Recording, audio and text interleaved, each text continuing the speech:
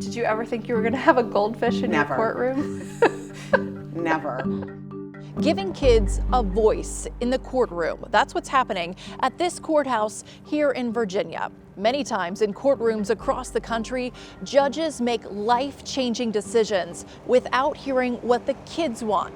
But here, it's different. And one of the ways they're doing it is with a goldfish.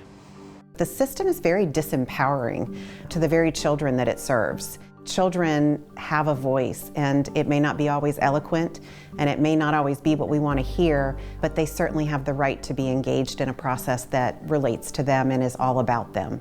I am Heather Ferguson. I am a juvenile and domestic relations district court judge here in Roanoke City.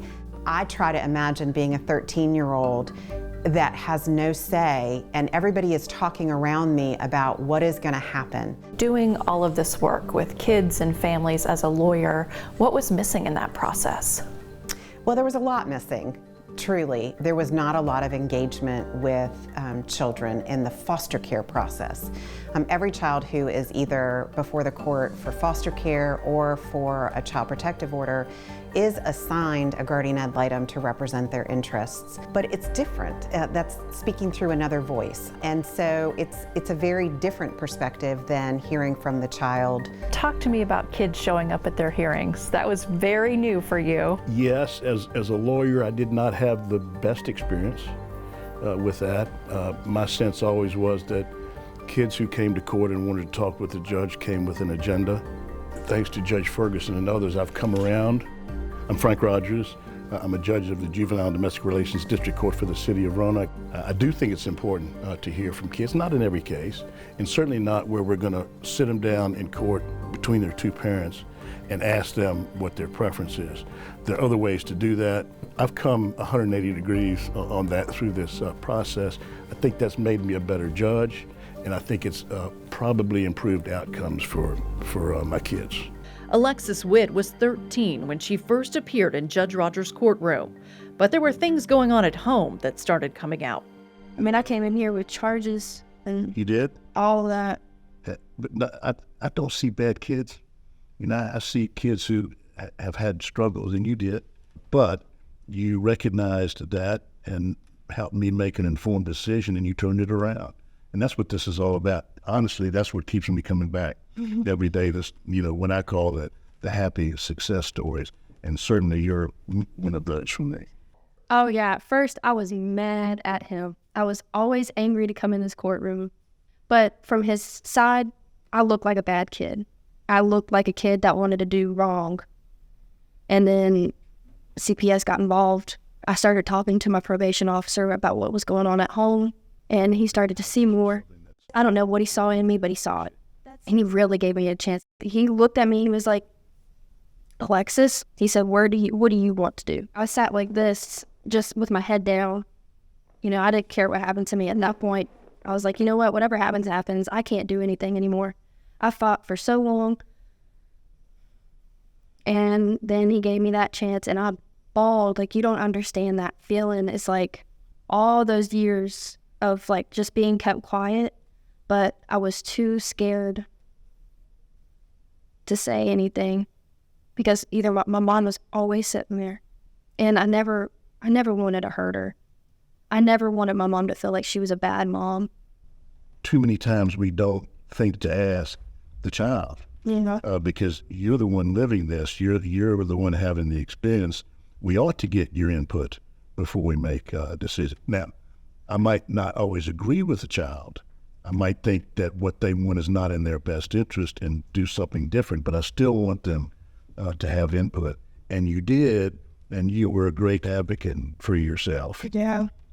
I sat in your courtroom for several hours watching different things happen. I mean, we had like a tiny baby to teenagers, and you engaged all of them in different ways. What are you looking for when you're talking to those kids or watching little babies or whatever the case is? There's a lot that you can learn. I think a lot of times judges, guardian ad litem say, well, I don't need to go look at an infant because they can't tell me anything.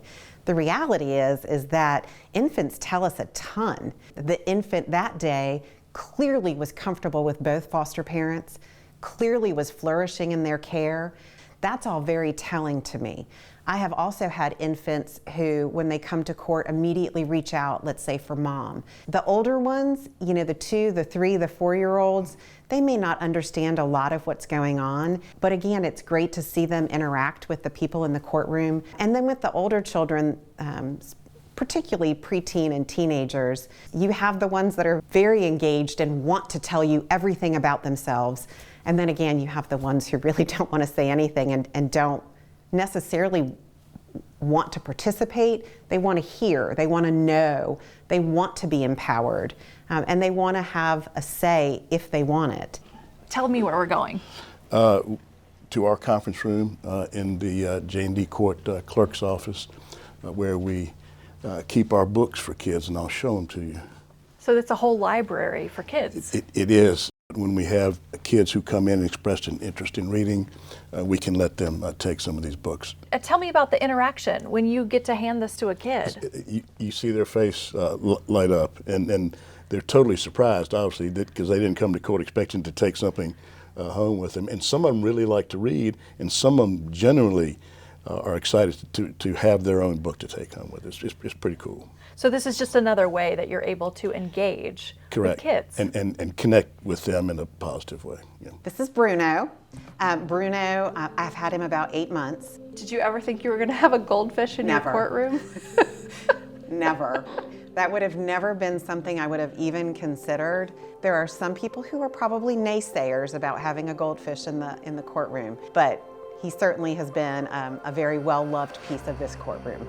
Litigants, clients, attorneys, deputies, everybody is very engaged with Bruno and checks in on him, wants to know how he's doing.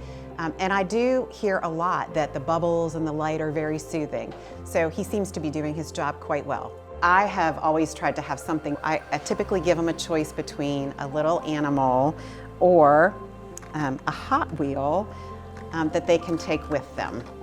For kids who can't come to court, they can write a letter to the judge or color pictures. They can also make a video. What are the limitations when you're trying to put something like this into place? Probably the biggest and the one that our family time team struggled with the most is the added, work for our family service specialists at DSS. They're already at capacity. I think when you buy into the notion, as most I think at DSS have, that's going to end in a better result for the child and the family, you work past that, or you work through it. We really have to be respectful of the mental health of some of these children. And oftentimes we don't know those mental health issues right off the bat. I will say one of the limitations is really deferring to other people, which sometimes is difficult as a judge. What does all of this mean to you? It makes my heart swell. I mean, that's the best way to say it. This is the way it's supposed to work, and this is what we were supposed to be doing all along, because I do think we are changing what's happening in the lives of these children, and for the better, and I can't imagine ever going back. The judges want this to be standard practice everywhere, kids being heard before a judge makes the decision. Again, the judge doesn't always do what the child wants, but at least their voice is being heard.